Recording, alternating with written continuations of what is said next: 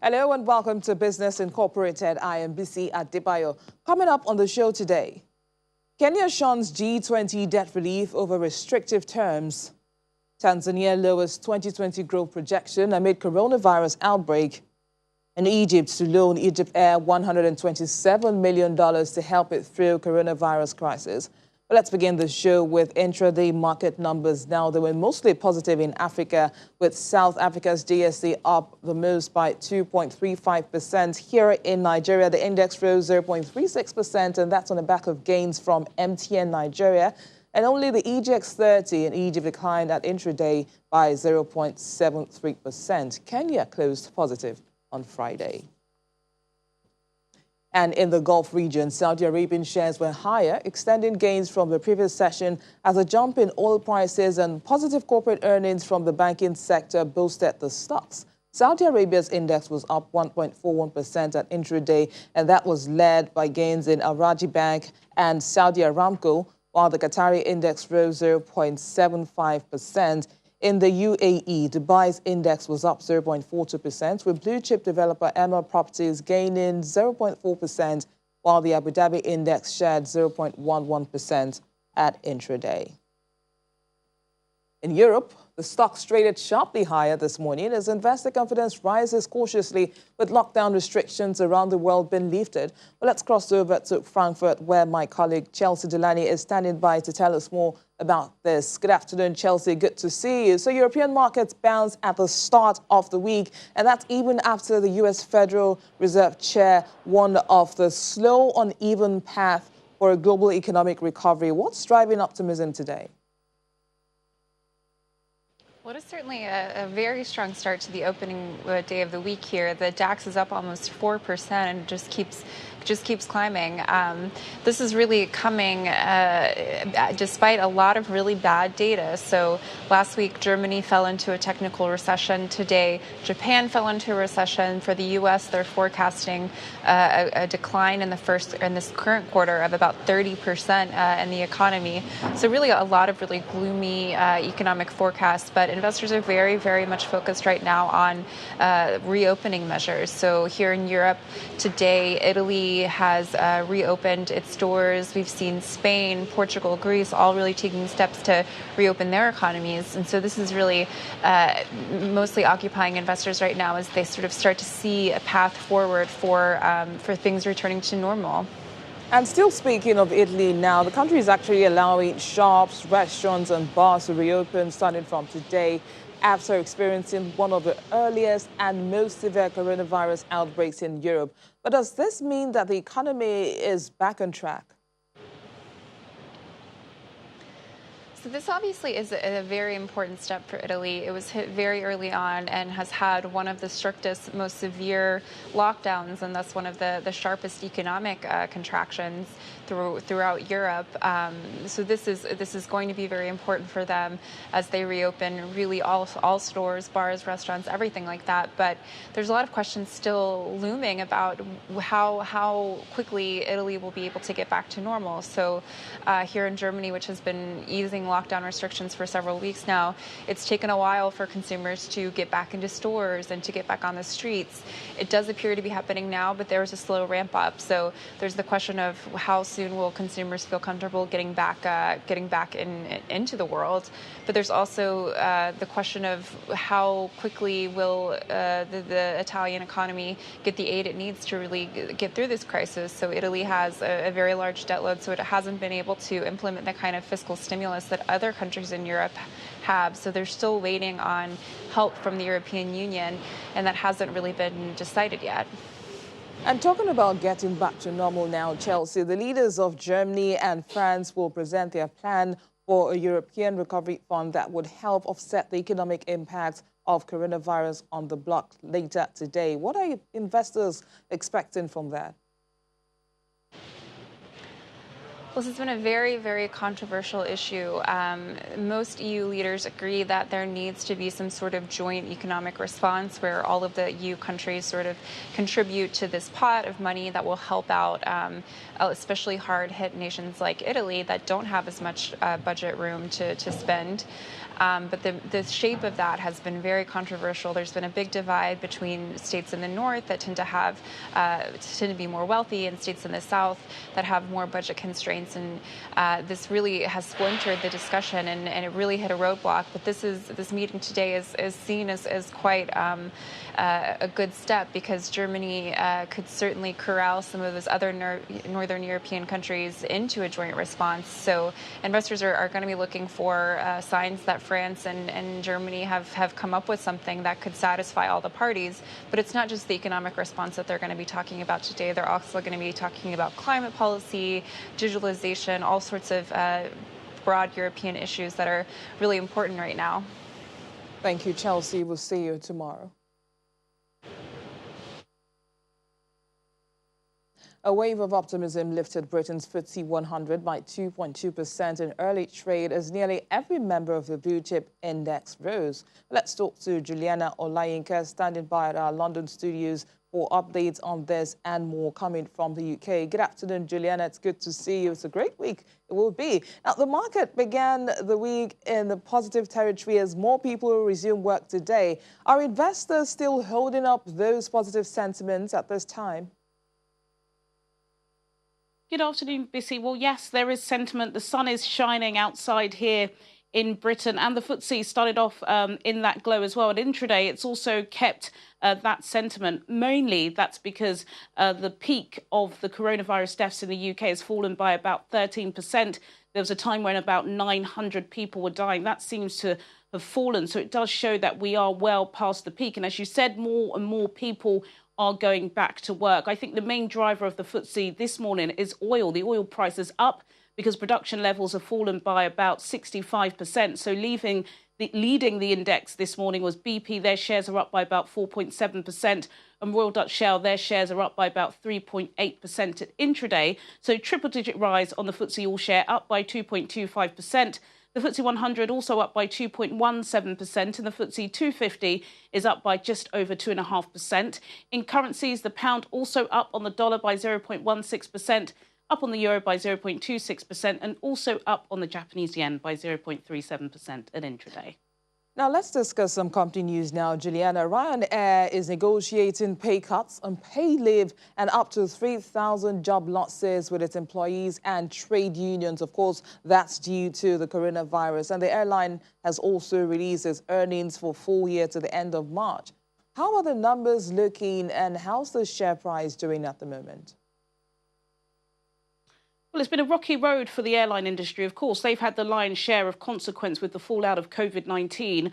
The majority of airlines are grounded at the moment. And the kind of flamboyant Irish boss, Michael O'Leary, the chief exec of Ryanair, hasn't been shy at talking about some of the ways the governments across the world, particularly here in the UK, have responded. But he was actually the biggest riser on the FTSE this morning. Ryanair shares were up 9%.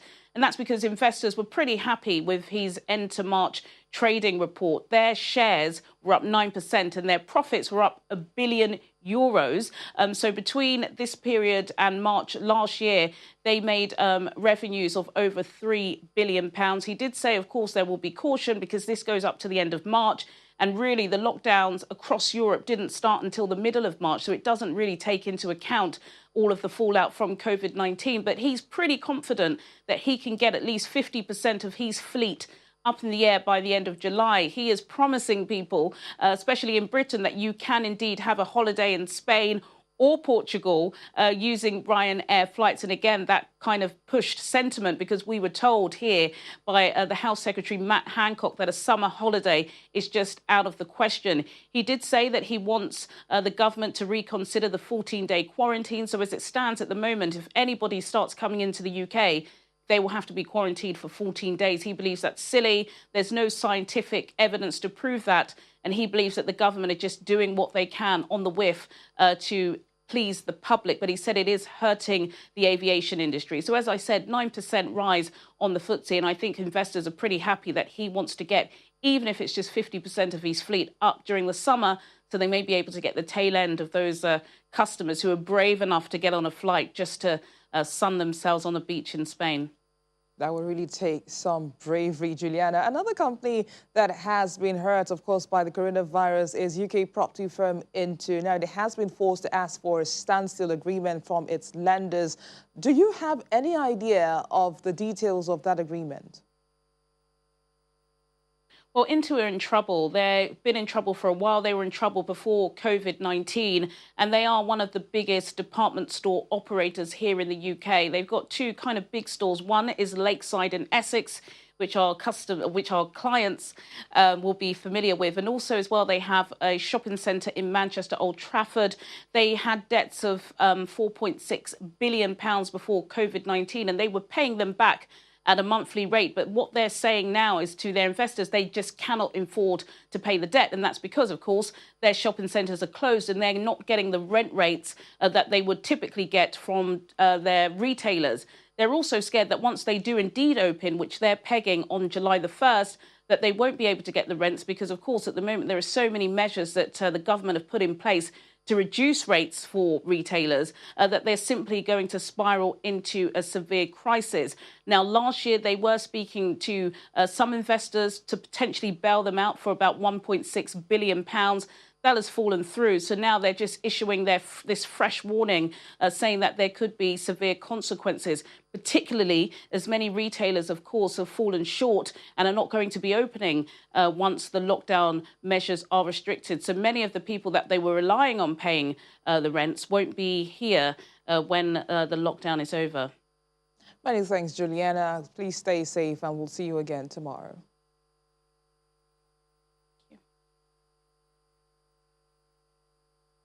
Major markets in Asia were little changed today as U.S. Federal Reserve Chairman Jerome Powell said the economy stateside may need a coronavirus vaccine to fully recover. Mainland Chinese stocks were mixed, with the Shanghai Composite up 0.24% to about 2,875.42, while the Shenzhen Composite shed 0.42%.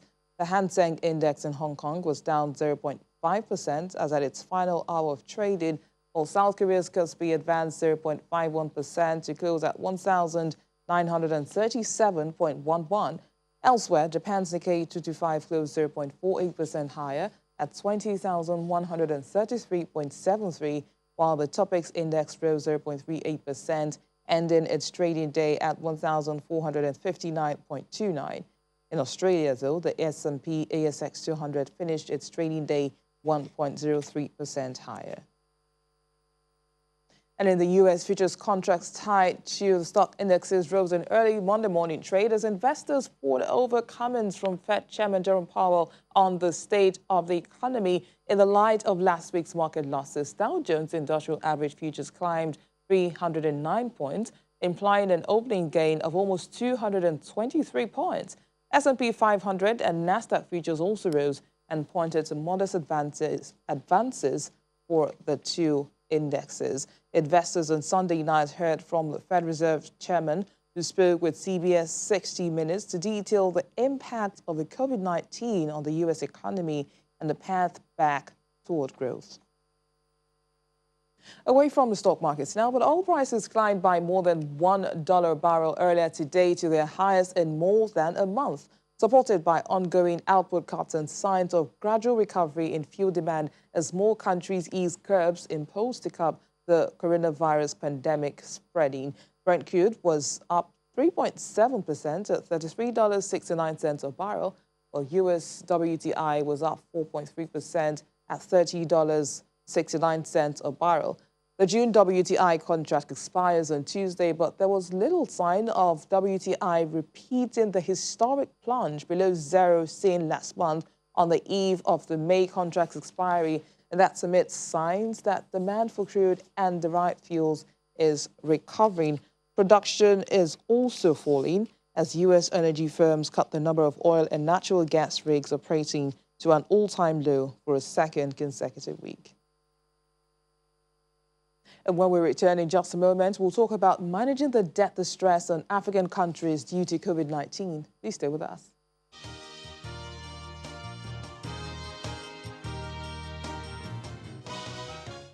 Welcome back. African countries, like others around the world, are contending with an unprecedented shock, which merits substantial and unconditional financial assistance due to the COVID-19 pandemic.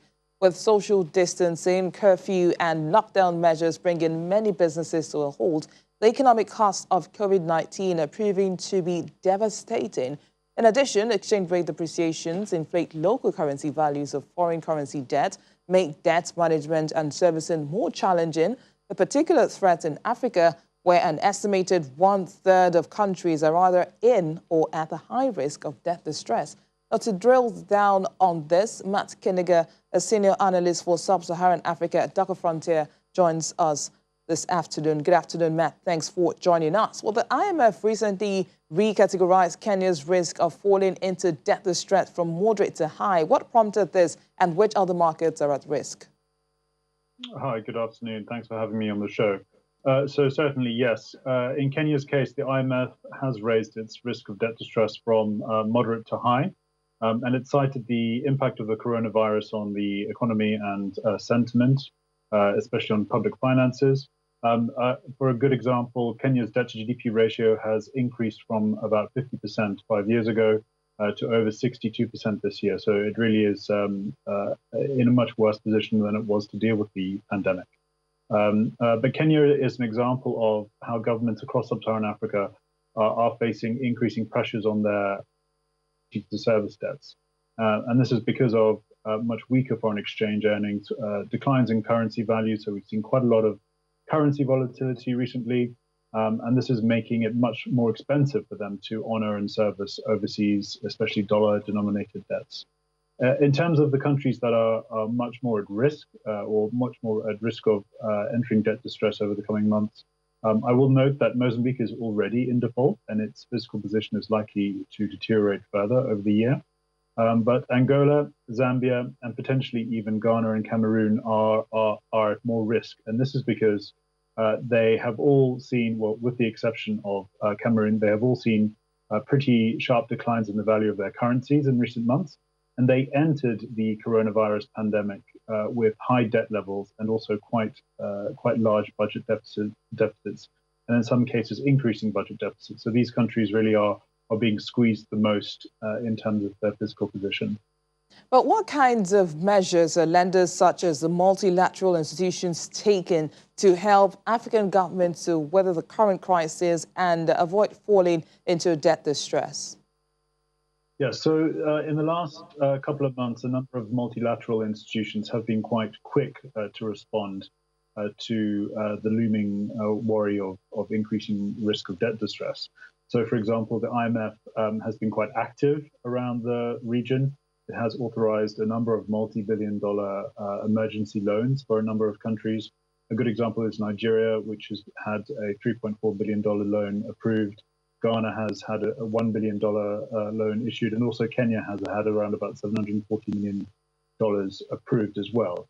The G20 in April agreed to suspend debt payments until the end of the year at least, and the World Bank has also provided some extra financing for countries struggling. So, for example, with the financing of healthcare facilities to help combat the pandemic. So these really will provide a sort of meaningful buffer, reduce the acute stress that governments face in terms of financing their debts, and it will mean that governments will be able to continue to function without having to suspend payments or default on their debts over the coming months.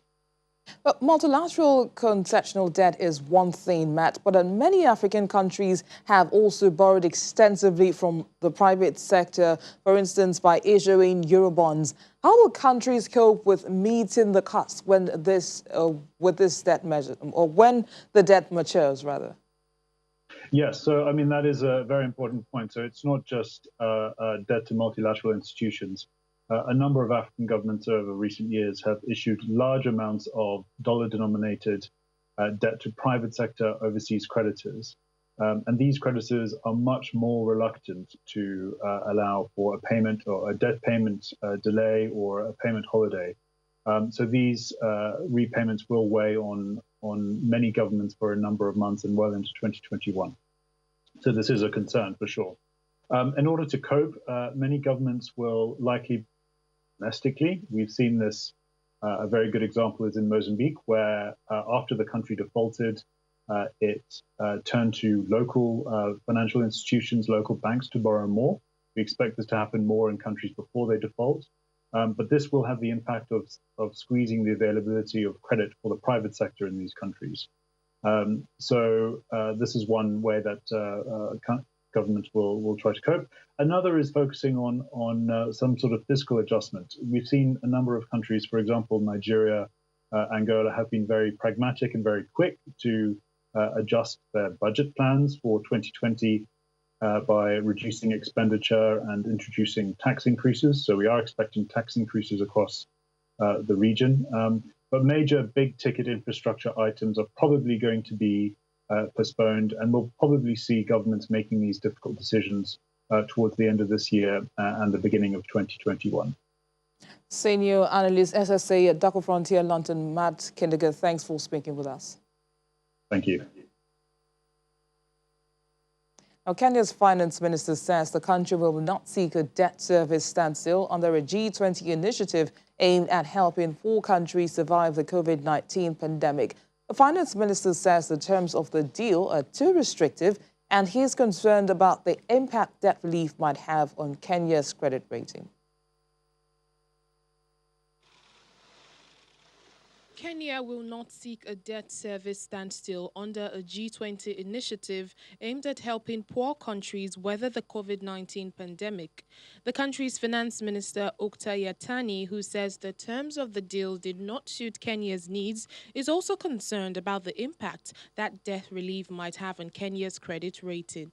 The group of 20 major economies last month agreed to suspend payment obligations on bilateral debt owed by their least developed counterparts through the end of the year.